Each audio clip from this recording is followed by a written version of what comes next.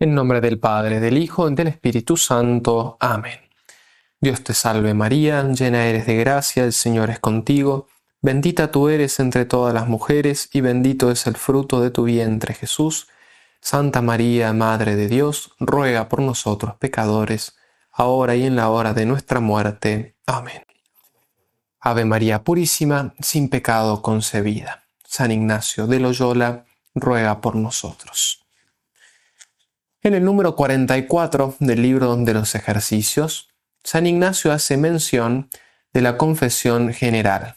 El texto comienza diciendo: en la general confesión, para quien voluntariamente la quisiere hacer, entre otros muchos, se hallará 3 provechos para hacerla aquí durante los ejercicios.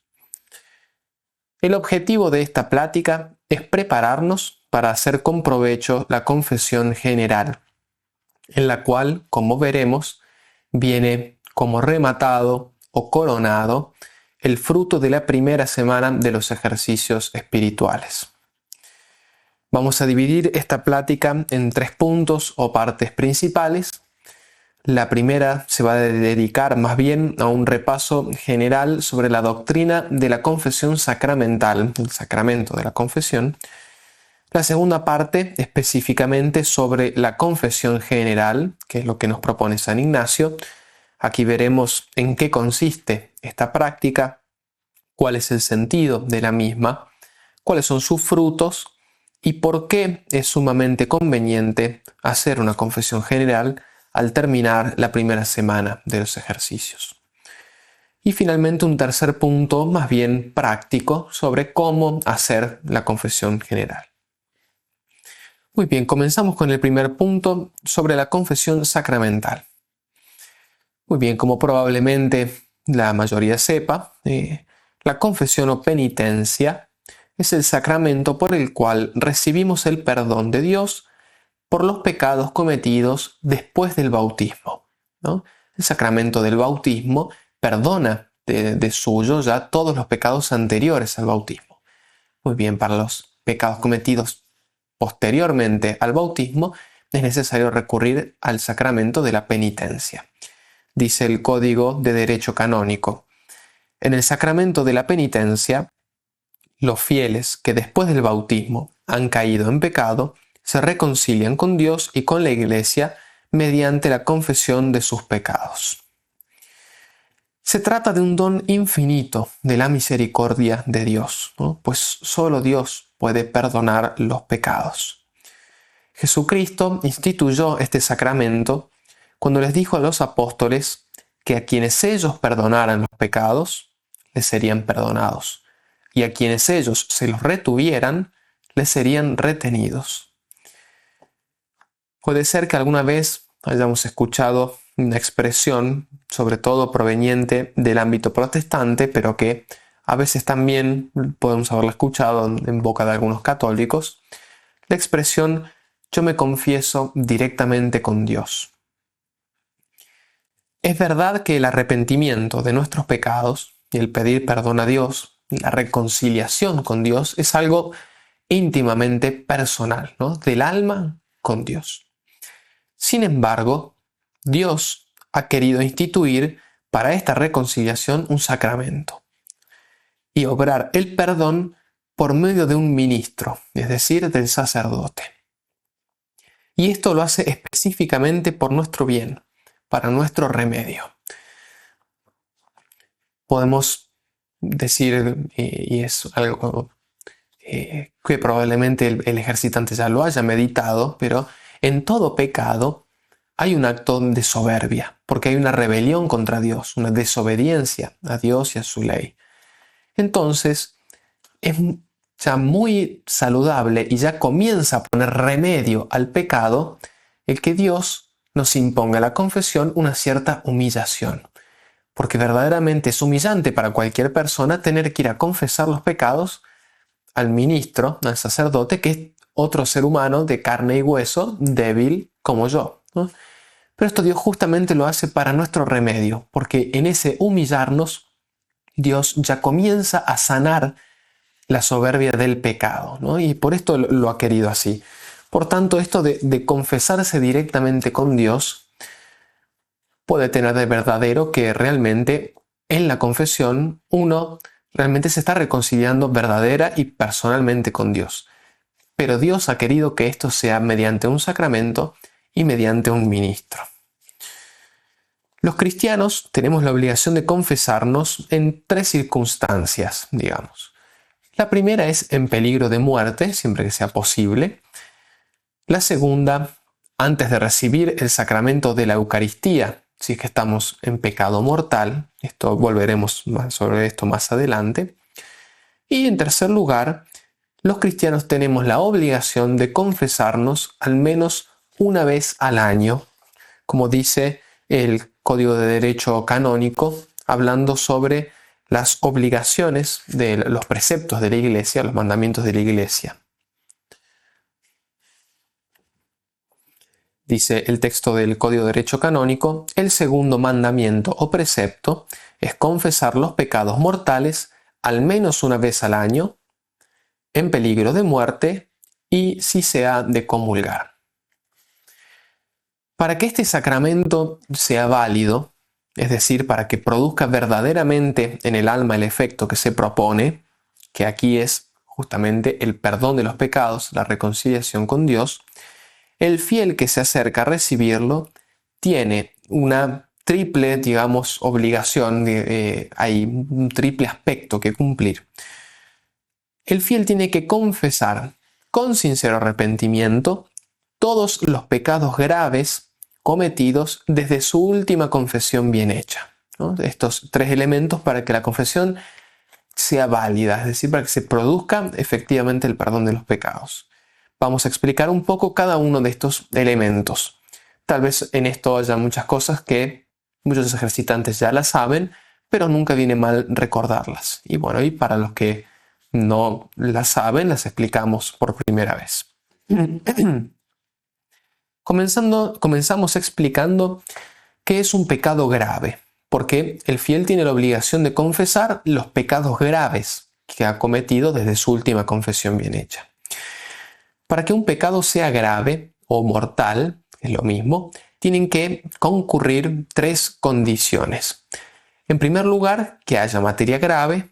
En segundo lugar, que haya pleno conocimiento. Y en tercer lugar, pleno consentimiento. Que haya materia grave, el primer elemento, significa que el acto debe ser objetivamente grave. El Catecismo de la Iglesia Católica menciona que la materia grave se verifica en los pecados que atentan directamente contra Dios, el prójimo o la dignidad humana.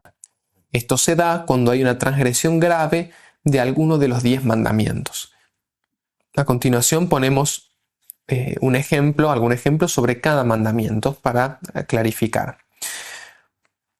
El primer mandamiento que nos manda amar a Dios sobre todas las cosas.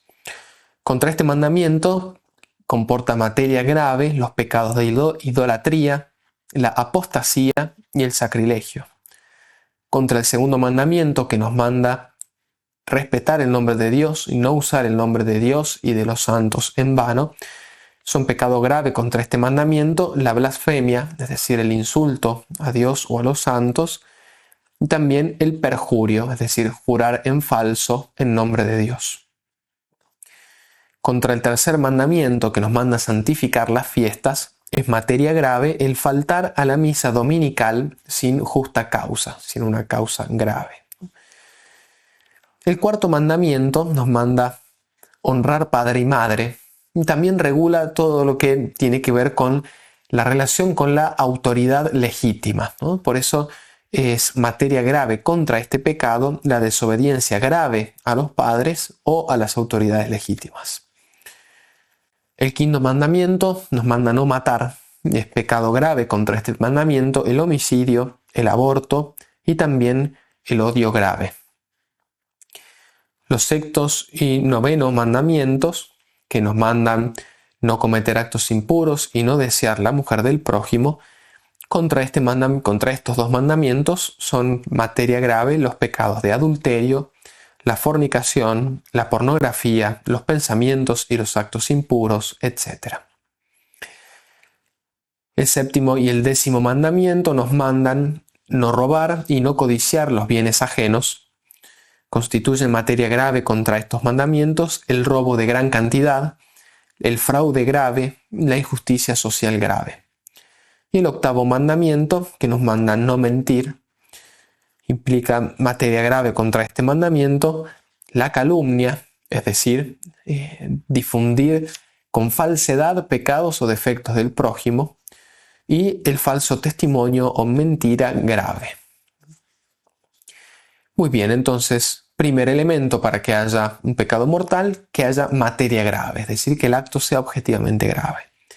Segunda condición, el pleno conocimiento, es decir, no basta que haya materia grave, que haya un acto gravemente contrario a la ley de Dios, sino que es necesario que el sujeto tenga conocimiento de esta gravedad. Por ejemplo, faltar a misa el domingo sin una causa grave, como acabamos de ejemplificar, es de suyo un pecado mortal. Ahora bien, pongamos por ejemplo, si una persona falta a misa el domingo, digamos simplemente por pereza, es decir, que sin una causa grave, pero sin saber que eso es un pecado grave, entonces no comete un pecado mortal, porque falta este pleno conocimiento. Y el tercer elemento es el pleno consentimiento. Significa que la persona debe cometer el acto libremente, con deliberación. Eso es lo que significa consentir a algo, dar el consenso de nuestra voluntad, ¿no? Elegir libremente algo. Por tanto, si el pecado, o en realidad la acción pecaminosa, es cometida bajo coacción, bajo violencia o bajo un miedo o una fuerte presión psicológica, entonces la libertad disminuye, la libertad de este acto disminuye y por tanto también disminuye la gravedad. Cabe aclarar que, en principio, quebrantar directamente uno de los 10 mandamientos, como ya dijimos, constituye un pecado grave. Pero hay algunos de los mandamientos que admiten lo que se llama parvedad de materia. ¿Qué significa esto? Lo explicamos con un ejemplo. Mentir, de suyo, es un pecado grave. ¿Por qué? Porque va directamente contra uno de los 10 mandamientos, el séptimo, que nos manda no mentir explícitamente. Por tanto, mentir de suyo es pecado grave. Pero puede pasar que la materia sobre la cual se da la mentira sea algo insignificante y que no importe un grave daño al prójimo. Y en este caso, el pecado no es mortal, es un pecado venial, leve. Otro ejemplo. Robar es de suyo pecado grave, porque hay un mandamiento que nos manda explícitamente no robar. Pero si se trata de un bien o una cantidad mínima, puede ser un pecado leve. En este sentido, podemos decir que es posible que se dé una mentira pequeña o un robo pequeño. Esto significa que es menos grave, pero siempre sigue siendo un pecado, siempre sigue siendo un mal moral. Pero la parvedad de materia puede hacer que se trate de un pecado leve. Entonces, en estos casos, por más que haya un pleno conocimiento y un pleno consentimiento, puede ser que haya un pecado leve o venial por parvedad de materia. Por ejemplo, una persona que dice una mentira que no implica un daño grave al prójimo, por más que sepa que mentir está mal, es decir, que tenga conocimiento y que sepa que mentir es grave, y decida mentir igualmente, es decir, libremente de su consentimiento, igualmente comete un pecado venial porque no hay gravedad de materia, porque es una mentira, como dijimos, pequeña sobre algo insignificante, entonces hay un pecado, pero es un pecado venial. En cambio, hay otros mandamientos que no admiten parvedad de materia, como los mandamientos que regulan nuestra relación directa con Dios, como son los 3 primeros, o los mandamientos que regulan la sexualidad, que son el 6º y el 9º. en estos mandamientos no hay parvedad de materia. Por tanto, si hay pleno conocimiento y pleno consentimiento, la realización de cualquiera de estos actos pecaminosos es siempre un pecado mortal. Por ejemplo, quien sabe que blasfemar, es decir, insultar a Dios, a los santos, a la iglesia, es un pecado grave, e igualmente y libremente lo hace, peca mortalmente. En este sentido, no existe una blasfemia pequeña, como si dijimos que podía existir una mentira pequeña o un robo pequeño. Bueno, una blasfemia pequeña no existe. Aquí no hay parvedad de materia. Del mismo modo, no existe un adulterio pequeño, o una fornicación pequeña, o un mal pensamiento contrario a la castidad pequeño, digamos. En estos mandamientos no hay parvedad de materia, y por tanto son siempre pecado grave, a no ser que falte o el pleno conocimiento, es decir, que no se sepa que es grave, o el pleno consentimiento, que no se elija libremente esa acción. Para clarificar un poco más, por las dudas, ponemos otro ejemplo. Supongamos una persona que se habituó a blasfemar, tiempo después se arrepiente y quiere cambiar, pero tiene el hábito, es decir, tiene la inclinación a hacer esos actos. Por tanto, puede ser que se le escape una blasfemia sin querer, ¿no? A causa del hábito que tiene, pero del cual, y esto es importante, ya se ha arrepentido. En este ejemplo, hay materia grave porque se trata de una blasfemia, es decir, un pecado que va directamente contra Dios. Hay conocimiento porque la persona sabe que esto es grave, pero no hay un pleno consentimiento porque ella no quisiera hacerlo, ¿no? Y la inclinación que tiene por el mal hábito adquirido la lleva a hacerlo aún contra su voluntad. Por tanto, no es pecado grave en ese caso, siempre y cuando esta persona se haya arrepentido del mal hábito que ha adquirido. Por el contrario, una persona que tiene un mal hábito pero no se ha arrepentido, todos los pecados que comete según ese hábito, por ejemplo, una persona que se habituó a blasfemar, no se arrepiente de ello y ya tiene una costumbre tal que no tiene ni que pensar para hacerlo, igualmente todos los pecados, todas las blasfemias que diga son pecados graves, porque nunca se arrepintió de ese mal hábito, de los primeros actos que fueron creando esa disposición, ese vicio. Más adelante explicaremos cómo hacer un examen de conciencia para la confesión general. Si al hacer este examen al ejercitante le surgen dudas acerca de la gravedad de algunos pecados que haya cometido, conviene tomar nota de esa duda y o bien en el momento mismo de la confesión o tal vez antes en una consulta a un sacerdote, manifestar la duda al sacerdote, ¿no? Es decir, por ejemplo, padre, me pasó esto, cometí este pecado, creo que puede que haya sido un pecado grave por esto, pero no estoy seguro, tal vez no fue grave por esto. Bueno, el sacerdote, si hace falta, preguntará algo más, pero nos ayudará a resolver la duda para que también el alma pueda quedar en paz con esto. Muy bien, entonces, dijimos, para que la confesión sea válida, el penitente tiene que confesar los pecados mortales, ¿no? Eso es obligatorio. Tiene que confesarlos con sincero arrepentimiento. ¿Qué significa esto? Que el fiel tenga sincero arrepentimiento significa que lamenta verdaderamente haber cometido estos pecados, especialmente porque con ellos ha ofendido a Dios. Este es el centro y podemos decir el corazón del sacramento de la confesión. Esta es la condición más importante. Incluso, por ejemplo, si yo haciendo un sincero examen de conciencia, no recuerdo un pecado mortal que he cometido después de mi última confesión. Yo voy a confesarme y no lo digo ese pecado, pero porque no lo recuerdo. Si yo en mi corazón igualmente estoy arrepentido de todos los pecados que he cometido, que yo recuerdo haber cometido, si estoy arrepentido, la confesión es válida, es decir, el perdón se da. En cambio, por más que yo haga una lista absolutamente perfecta de todos los pecados que haya cometido, voy y los confieso, pero no estoy arrepentido, es decir, si falta este segundo elemento, entonces la confesión no es válida. Más adelante volveremos sobre este tema. Entonces, para que haya sincero arrepentimiento, el penitente tiene que lamentar sinceramente y dolerse de haber cometido estos pecados.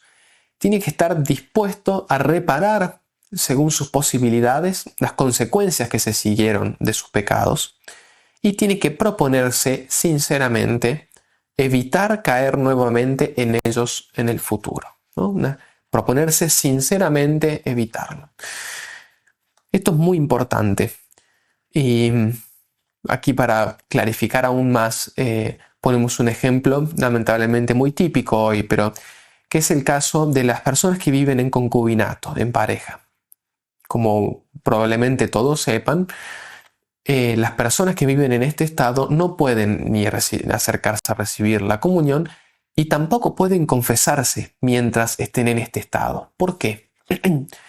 Porque si siguen viviendo así, significa que no tienen un sincero arrepentimiento. Dijimos que el que está arrepentido se propone sinceramente evitar caer en los mismos pecados. Una persona que no quiere dejar de vivir en pareja y por tanto en ocasión de pecado, no está arrepentida de los pecados que comete en ese estado. Y esto es importante entender que no es un requisito, una formalidad, algo que la Iglesia ha determinado para este sacramento. Tiene que ver con la naturaleza íntima de lo que es la reconciliación. Justamente el sacramento de la confesión tiene por fin la reconciliación del alma con Dios, que el alma reciba el perdón de Dios. Dios está absolutísimamente dispuesto a darnos este perdón. Nos ha dado su propio Hijo que murió en la cruz para poder lavar nuestros pecados con su sangre. De parte de Dios no falta nada. Simplemente el alma tiene que poner el arrepentimiento, ¿no? Porque Dios no puede perdonar a un alma que no está arrepentida. No porque le falte algo a Dios, sino porque el alma el alma que no está arrepentida, se cierra al perdón de Dios. Por lo tanto, una persona que no está arrepentida, como dijimos recién, por más que vaya a confesarse y diga perfectamente los pecados, no recibe el perdón de Dios. No porque al sacramento le falte algo, mucho menos porque a Dios le falte algo, no por un defecto del ministro, no porque la persona no haya dicho algún pecado, lo haya escondido, simplemente porque falta esta disposición esencial. Y este es el motivo, como decíamos en el ejemplo, por el cual una persona que vive en un estado de pecado y no está dispuesta a salir de ese estado, no puede recibir válidamente la confesión, porque el arrepentimiento sincero se manifiesta en esta disposición para salir del estado de pecado. Muy bien, y el tercer elemento de la confesión, dijimos, el penitente tiene que confesar con sincero arrepentimiento todos los pecados mortales cometidos desde la última confesión bien hecha. Esta aclaración es importante porque si en una confesión un penitente calla voluntariamente un pecado mortal, como dijimos, no porque se haya olvidado, sino voluntariamente, es decir, sabe que tiene en la conciencia un pecado mortal y voluntariamente, por el motivo que sea, por vergüenza o por cualquier otro motivo, lo calla, esa confesión no es válida. Entonces, ¿qué es lo que pasa? En la confesión siguiente, el penitente tiene que confesar no solamente los pecados cometidos desde esa confesión, que de hecho estuvo mal hecha, sino que tiene que volver a confesar los pecados mortales que cometió desde la última confesión bien hecha, porque esos pecados en la confesión anterior no fueron perdonados, porque el penitente puso un impedimento, ¿no? Por tanto, eso es lo que significa todos los pecados mortales cometidos desde la última confesión bien hecha. Resumiendo entonces, estos son los tres elementos que podemos decir obligatorios, ¿no? Confesarse al menos una vez al año, con sincero arrepentimiento, de todos los pecados graves cometidos desde la última confesión bien hecha. Son los elementos obligatorios, es decir, que esto es lo mínimo, ¿no? La riqueza de gracia que nos ofrece este sacramento es inmensa, verdaderamente inmensa, y podemos sacar muchísimo fruto del mismo si recurrimos a él más allá de lo estrictamente obligatorio y necesario. Ahora voy a poner 3 ejemplos bien concretos de en qué ocasiones se puede y a veces incluso se debe recurrir a la confesión, incluso más allá de lo estrictamente obligatorio. El primer ejemplo, el primer caso, es que el precepto, sí, ordena confesarse al menos una vez al año. Pero si yo he caído en un pecado mortal, tengo que ir a confesarme. Por más que me haya confesado ya este año, por más que me haya confesado la semana pasada, tengo que volver a confesarme. Si he cometido un pecado mortal, mi alma está privada de la gracia de Dios.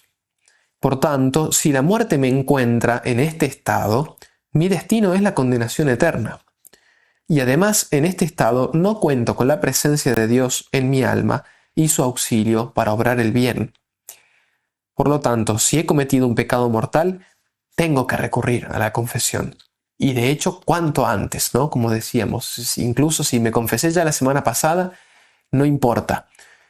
No recuerdo qué santo es el que lo dice, pero el diablo trabaja más en el alma en el momento posterior al pecado, hasta la confesión, y hace más daño en ese tiempo que incluso en el mismo pecado cometido. Por eso, con mucha confianza, hay que, apenas caemos en un pecado mortal, hay que inmediatamente, con mucha confianza en la misericordia de Dios, recurrir a este sacramento, que para eso Dios lo ha inventado. El segundo caso en el que podemos aprovechar con mucho fruto el sacramento de la penitencia, más allá de lo estrictamente obligatorio, es que no confesar solamente los pecados mortales, sino también los pecados veniales. Incluso si yo no he cometido un pecado mortal desde mi última confesión, puedo igualmente ir a confesarme solo de pecados veniales. No es obligatorio, pero es muy fructífero. Esta práctica se conoce como la confesión por devoción o confesión frecuente. Esta práctica la han hecho todos los santos, absolutamente todos. No hay ninguno que no haya practicado esto. Y la Iglesia lo recomienda con muchísima fuerza e insistencia. A modo de ejemplo voy a citar un texto del Papa Pío XII, pero sepan que muchos santos han escrito sobre esto, incluso libros enteros acerca de la confesión frecuente, porque es un bien enorme. Dice Pío XII: cierto que, como bien sabéis, venerables hermanos, estos pecados veniales se pueden expiar de muchas y muy loables maneras, mas para progresar cada día con mayor fervor en el camino de la virtud, queremos recomendar con mucho encarecimiento el piadoso uso de la confesión frecuente, introducido por la Iglesia no sin una inspiración del Espíritu Santo. Aquí Pío XII comienza a nombrar un montón de beneficios que se siguen de esta práctica. Con él se aumenta el justo conocimiento propio, crece la humildad cristiana, se hace frente a la tibieza y la indolencia espiritual, se purifica la conciencia, se robustece la voluntad, se lleva a cabo la saludable dirección de las conciencias y aumenta la gracia en virtud del sacramento mismo. Adviertan, pues, los que disminuyen y rebajan el aprecio de esta confesión frecuente, que acometen empresa extraña al Espíritu de Cristo y funestísima para el cuerpo místico de nuestro Salvador. Aquí Pío XII específicamente está hablando a los seminaristas, a los formadores de los seminaristas. Sin embargo, todos los beneficios que ha nombrado de esta práctica son los mismos para todos los fieles. Por lo tanto, estos frutos puede aprovecharlos cualquier fiel que recurra de modo frecuente a la confesión, incluso sin haber cometido un pecado mortal. Y en tercer lugar, el tercer caso, para aprovechar de modo muy fructífero este sacramento, es por medio de la práctica de la confesión general, que es lo que aquí específicamente nos propone San Ignacio, ¿no? Entonces, de este modo pasamos ya al segundo punto de nuestra plática, a hablar específicamente de la confesión general. ¿En qué consiste esta práctica? La confesión general consiste en confesar no solo los pecados cometidos desde la última confesión, sino los pecados de toda la vida. Esta es la principal forma de hacer una confesión general. Hay algunas otras formas más bien adaptadas en las que no se confiesa todos los pecados de toda la vida. Por ejemplo, yo puedo confesar los pecados cometidos en este año, por más que ya los haya confesado. Es decir, me confesé este año, me confesé ya muchas veces. Bueno, pero al final del año hago una sola confesión general de este año. Es decir, recordando los pecados cometidos durante este año. O por ejemplo, una persona casada podría confesar todos los pecados cometidos desde su casamiento. ¿Por qué no? También se podría enfocar alguna materia en particular.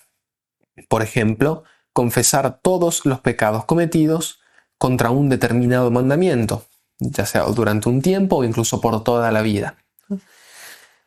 Pero aquí la práctica específicamente a la que se está refiriendo San Ignacio y lo que nos está proponiendo, y lo dice explícitamente, es confesar todos los pecados cometidos durante toda la vida. Esto es propiamente la confesión general. ¿Qué sentido tiene esta práctica? Aquí podría surgir con toda legitimidad una pregunta, ¿no? Pero si ya he confesado esos pecados, ¿no fueron ya perdonados? ¿No fueron borrados? ¿Por qué tendría que volver a confesarlos?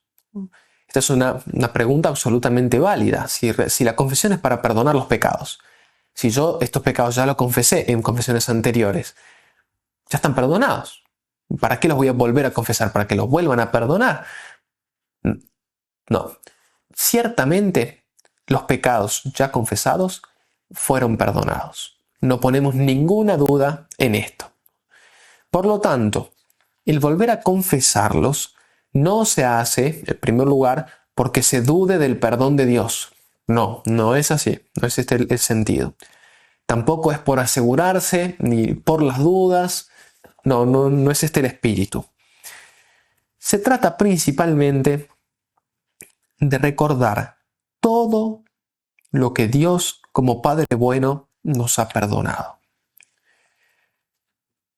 No se trata de un ejercicio, podríamos decir, morboso o de tortura de la propia conciencia que nos hace perder la paz.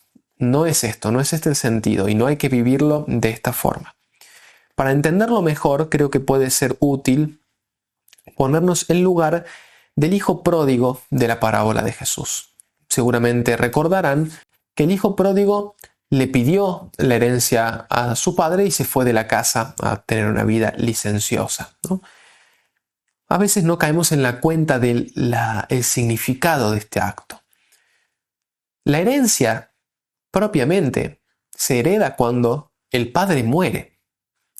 Es decir, que cuando el hijo pródigo pide la herencia al padre, en cierto modo le está manifestando que para él ya está muerto, ¿no? O al menos podemos decir también que desea que muera. Pero como aún no muere, bueno, que al menos le dé la herencia, ¿no? Pero este es el sentido. Por lo tanto, pedir la herencia e irse de esa forma es una ofensa muy grande al padre y que seguramente le habrá dolido muchísimo. Bien, como conocemos, el hijo pródigo se arrepiente, vuelve a la casa del padre y le pide que lo trate como un trabajador, como un jornalero. Sin embargo, el padre lo perdona esta gran ofensa que le ha hecho y lo restituye en su dignidad de hijo, no le reclama absolutamente nada. Incluso, en cierto modo, el que terminó pagando los platos rotos fue el padre, ¿no? E incluso hace una fiesta para celebrar el retorno del hijo. Lo que quiero proponer es que nos pongamos en el lugar del hijo pródigo en el tiempo posterior. Imaginemos los años de vida del hijo pródigo junto con su padre después de este suceso. Después de haberse arrepentido y de haber recibido el perdón amoroso de su padre. Seguramente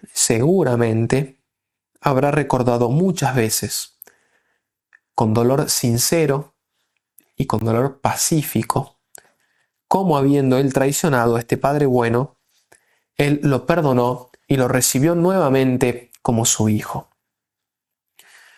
Y este recuerdo, y esto es lo importante y lo que nos ayuda a entender el sentido de la confesión general, este recuerdo ciertamente habría sido causa de un crecimiento en la gratitud y el amor a su padre. Cada vez que él recordara cómo su padre lo perdonó, el acto inmenso de amor de su padre, seguramente cada vez que lo renovaba, cada vez que lo recordaba, crecía en él el amor a su padre. Y también, y esto es muy importante, este pensamiento lo habría apartado cada vez más de la mera posibilidad de volver a ofender un padre tan bueno. Este es el sentido de esta práctica.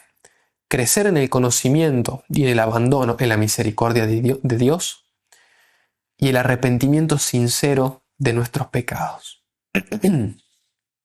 Y por eso es tan recomendable, sobre todo si no se ha hecho nunca. Tal vez algún ejercitante ya hizo ejercicios espirituales años anteriores, tal vez ya hizo una confesión general.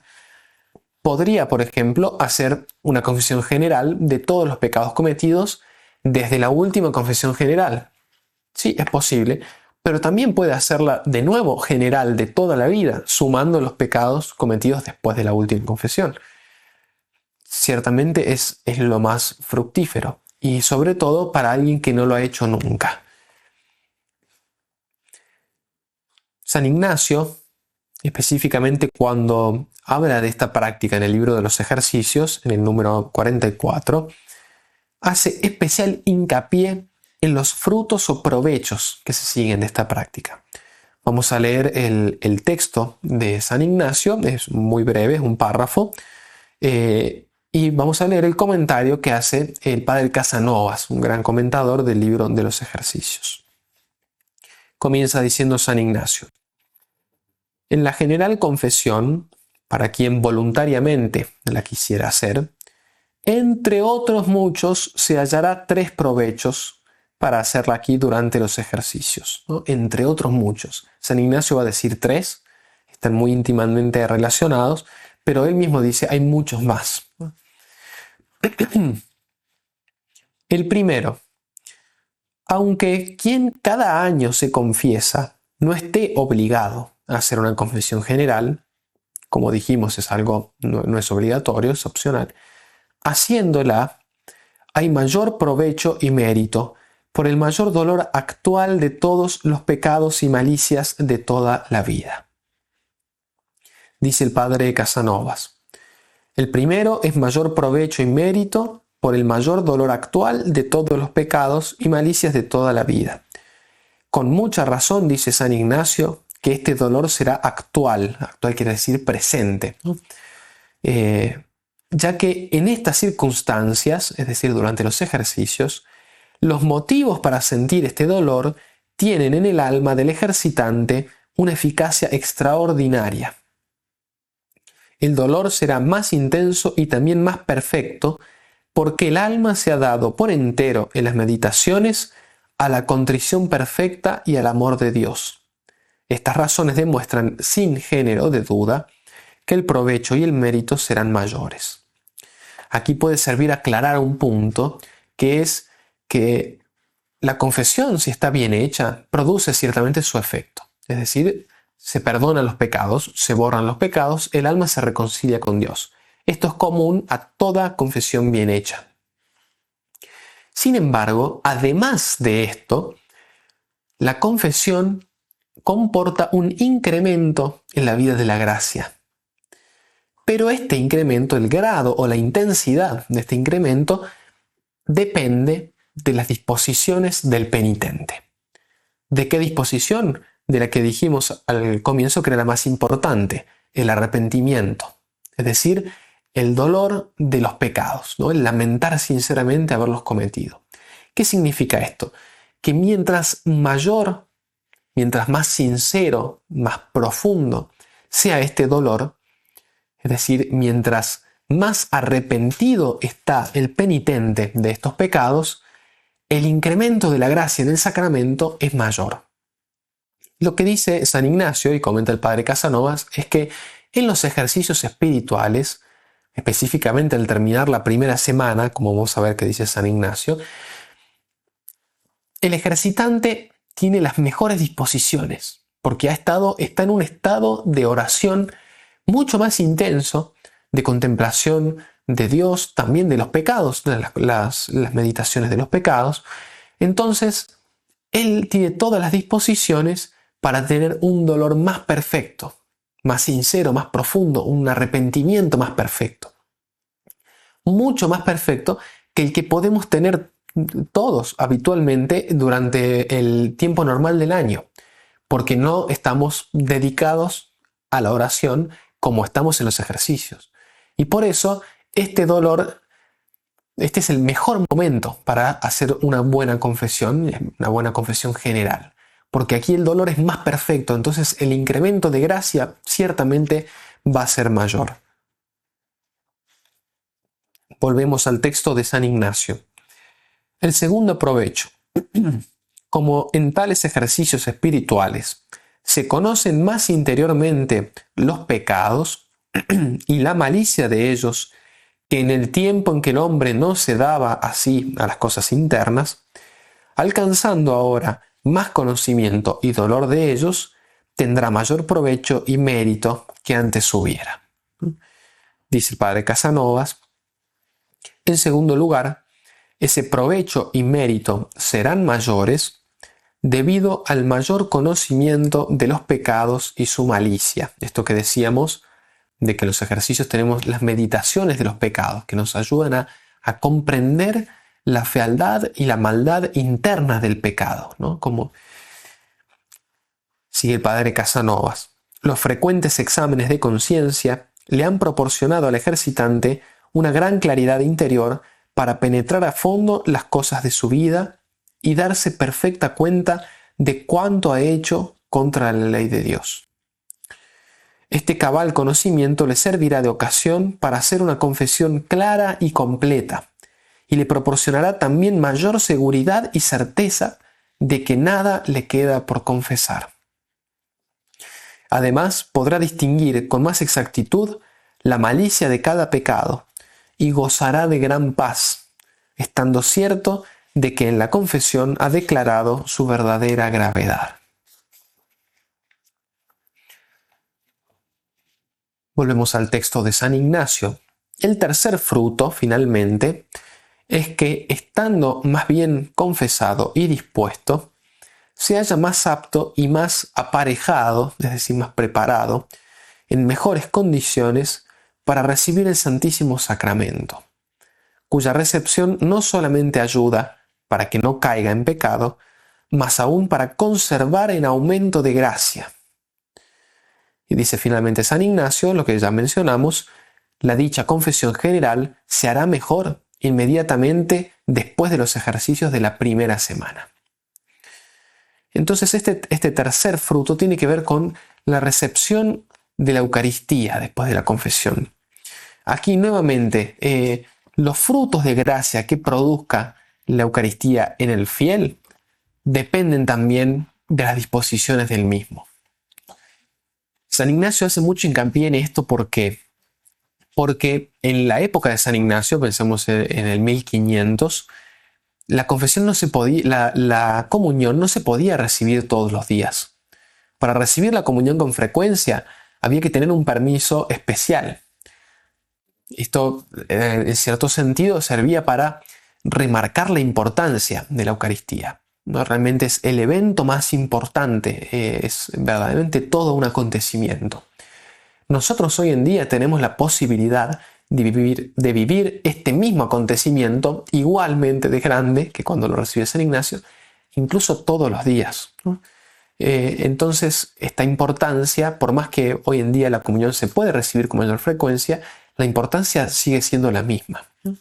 Y con respecto a este tercer fruto, dice el padre Casanovas, con cuánta humildad, confianza y amor se une con Jesucristo en la comunión el que acaba de llorar todos los pecados de su vida.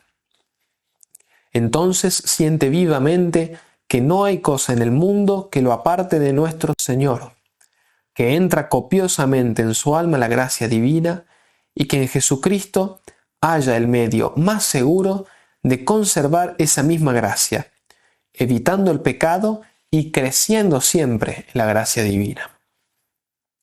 Aquel Jesús que en las meditaciones de la primera semana se presenta al ejercitante como el Salvador que lo ha liberado de las penas del infierno, ahora le comunica su propia vida y viene a él para ser su alimento, su íntimo consuelo y la fuente inagotable de todas las gracias. Quien ha hecho debidamente los ejercicios de la primera semana y a continuación se dedica a preparar su confesión general, sin pensar por entonces en ninguna otra cosa, verdaderamente pone de su parte lo que humanamente es posible. Por lo tanto, puede ya cerrar la puerta para siempre a cualquier escrúpulo. Termina diciendo el padre Casanovas: como el hijo pródigo fue hecho partícipe de la fiesta en la casa paterna, así debemos alegrarnos. Y en adelante, como el rey David, luego de haber recibido el perdón de Dios, con un corazón renovado confesar: Señor, me abrirás los labios y mi boca proclamará tu alabanza, porque la misericordia de Dios es eterna. Muy bien, antes de pasar a la parte más bien práctica sobre cómo hacer la confesión general, parece prudente hacer una pequeña advertencia o aclaración. En algunos casos específicos, que representan más bien excepciones, esto no es lo general, pero puede ocurrir, puede que para algunas personas, por algún motivo concreto, como los que vamos a ejemplificar enseguida, la práctica de la confesión general pueda resultar particularmente difícil. En estos casos puede convenir o bien no hacer la confesión general o al menos adaptarla. Nos referimos fundamentalmente a las personas que sufren de escrúpulos, depresión o alguna condición semejante, para las cuales la consideración de los propios pecados implica un peso desproporcionado en la conciencia. Aquí conviene explicar. Es natural que la consideración de los pecados nos produzca un sentimiento de culpa, un peso en la conciencia. Esto es absolutamente natural y es algo que tenemos que vencer para hacer la confesión. Pero para estas personas que sufren o de escrúpulos o de depresión o cosas semejantes, el peso que producen en la conciencia de los pecados es desproporcionado, ¿no? Por lo tanto, para estas personas, hacer un examen de los pecados de toda la vida podría terminar produciendo más desesperanza y depresión que confianza en la misericordia de Dios. Entonces no se estaría logrando el principal fruto de esta práctica. Entonces, si un ejercitante considera que se encuentra en alguno de estos casos, recomendamos que haga una consulta con un sacerdote para ver si en concreto es así, porque puede pasar que simplemente lo que tengamos es la culpa natural que se sigue de contemplar nuestras faltas, ¿no? Pero si hay alguna duda, se consulta con un sacerdote para ver si tal vez adaptar la confesión general, tal vez si conviene hacerla o no, o si se puede adaptar para que sin producir un efecto negativo desproporcionado, igualmente se puedan alcanzar los frutos que son tan grandes. Muy bien, pasamos al aspecto más práctico. Unas indicaciones previas. Como para toda confesión, también para esta hay que prepararse con un examen de conciencia. Es decir, fundamentalmente es traer a la memoria los pecados que tenemos que confesar. Más adelante, en otra plática en la que se va a explicar cómo hacer un examen de conciencia diario para las confesiones ordinarias durante el año. Aquí nosotros nos referimos a un examen específicamente para la confesión general, que puede tener muchos elementos en común con un examen normal ordinario, pero tiene sus particularidades. El modo de hacer este examen nos lo indica el mismo San Ignacio en la meditación de los pecados propios, en el número 55 de los ejercicios. En el primer punto de esta meditación, San Ignacio nos hace repasar con la memoria las distintas etapas de nuestra vida, los lugares donde hemos vivido, las personas que hemos tratado, los oficios o trabajos que hemos tenido, y traer a la memoria, con la ayuda de un examen que vamos a adjuntar, los pecados que hemos cometido en estas circunstancias, ¿no? Entonces se va pasando de etapa en etapa haciendo el examen de conciencia. Es aconsejable poner este examen por escrito para poder llevarlo a la confesión. Señalamos que no es necesario escribir en el examen todas las circunstancias concretas de cada pecado, incluso de los pecados veniales, ¿sí? Esto no es necesario, porque de este modo la confesión se haría primero interminable y además muy pesada, tanto para el penitente como para el confesor. Entonces, para poner un ejemplo, podría dividir mi vida en etapas y anotar de un modo relativamente genérico los pecados que se han cometido en esa etapa, al menos los pecados que eran habituales. Por ejemplo, supongamos, durante mi niñez he desobedecido muchas veces a mis padres, les he faltado el respeto, algunas veces de forma grave. En esta etapa también dije muchas mentiras, etc. No es necesario decir específicamente cada vez que uno desobedeció, cada vez que uno mintió, ¿no? Sería interminable. Tal vez sí, si hay algún pecado en particular en una etapa en el que quiero detenerme, porque estoy especialmente arrepentido, porque con esto siento que ofendí más a Dios o que hice daño al prójimo, está perfecto, se puede hacer, ciertamente. Esto que digo de hacerlo de un modo relativamente más genérico, sobre todo de los pecados que eran más habituales. Y aquí conviene remarcar un cierto peligro que hay que evitar para hacer con mayor fruto la confesión. Ya hemos dicho mucho con respecto a esto, pero es bueno explicitarlo aquí al final. Y es que no se trata de ir a la confesión general con una lista que vamos a ir a recitar, digamos.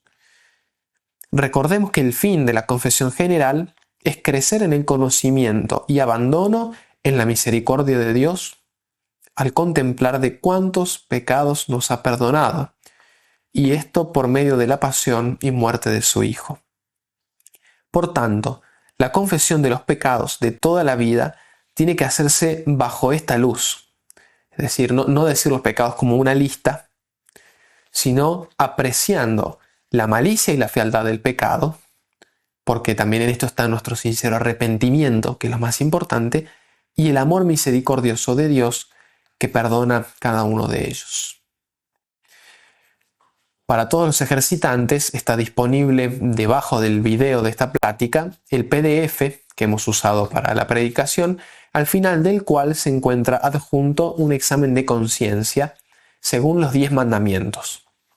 El examen presenta para cada mandamiento primero una serie de preguntas y después una serie de pecados. Esto nos ayuda a entender la amplitud que tiene este mandamiento, es decir, todos los actos que caen debajo de este mandamiento y cuáles son los posibles pecados que se pueden cometer contra el mismo. Entonces, lo que tenemos que hacer, como dice San Ignacio lo dice en el primer punto de la meditación de los pecados propios. Después, en este punto, él nos hace recordar los pecados. Los puntos siguientes, esta meditación el ejercitante la da a su momento, pero en los puntos siguientes nos va a mover específicamente al dolor de los pecados, ¿no? Un sincero arrepentimiento. Pero en este ejercicio de traer a la memoria los pecados, vamos pasando de etapa en etapa y aplicando el examen, ¿no? De los 10 mandamientos, viendo cómo he pecado contra estos mandamientos, ya sea de pensamiento, de palabra, de obra o de omisión, ¿no? Muy bien, sepan los ejercitantes que por cualquier duda los sacerdotes están disponibles para atender las consultas. Y por último, un pensamiento de ánimo, porque no recuerdo qué santo lo dice, pero el demonio nos quita la vergüenza para pecar, pero nos la devuelve en el momento de la confesión, ¿no? Esto es así y las personas, la gran mayoría de los fieles, pues, lo han experimentado, lo saben. Y esta confesión es del todo especial, es del todo fructífera, del todo meritoria. Es un acto libérrimo del fiel y que produce muchísimos frutos. Y por tanto es muy probable que también recibamos más tentaciones para no hacerlo, ¿no? Porque el diablo sabe que hay muchos bienes que dependen de que hagamos esta confesión. Y si él logra que por la vergüenza no la hagamos, nosotros nos vamos a ver privados de muchísimos bienes. Por tanto, animarlos a confiar en la misericordia de Dios y aprovechar este medio enorme que nos ofrece aquí San Ignacio. En nombre del Padre, del Hijo, del Espíritu Santo. Amén. Gloria al Padre, al Hijo y al Espíritu Santo, como era en el principio, ahora y siempre, por los siglos de los siglos. Amén. San Ignacio de Loyola ruega por nosotros. Nuestra Señora de Luján ruega por nosotros. En nombre del Padre, del Hijo y del Espíritu Santo. Amén.